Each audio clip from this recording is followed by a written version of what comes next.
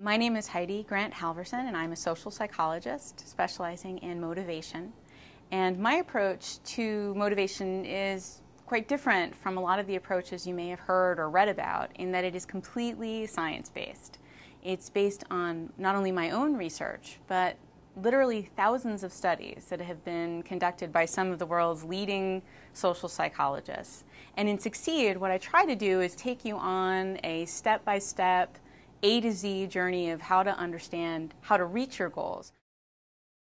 Sticking to your financial plan is a really important piece of the puzzle, and I think it's one we spend very little time really thinking about how we're going to stick to our plans. And in Succeed, I give you a lot of different strategies you can use to help you stick to a plan. So first, I think in most people's financial plans, we are far too vague about what it is we want to achieve. So we say things like, I'm going to save more money each month. But how much more money are you going to save? Or we say, I'm going to cut back on the amount of money I spend eating out. That's great, but how are you going to actually translate that into real behavior?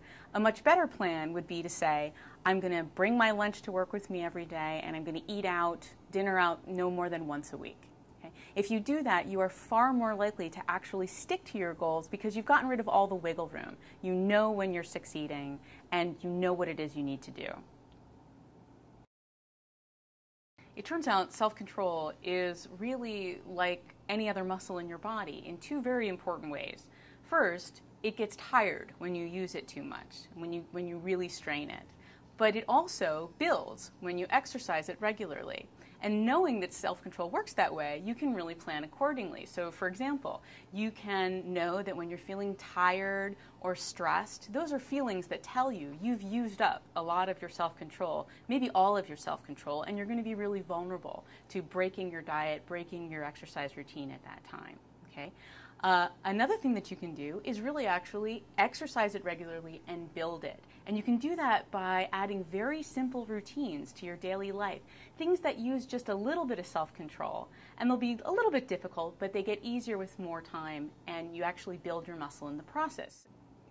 You could also try making a plan for how you'll deal with temptation when it arises.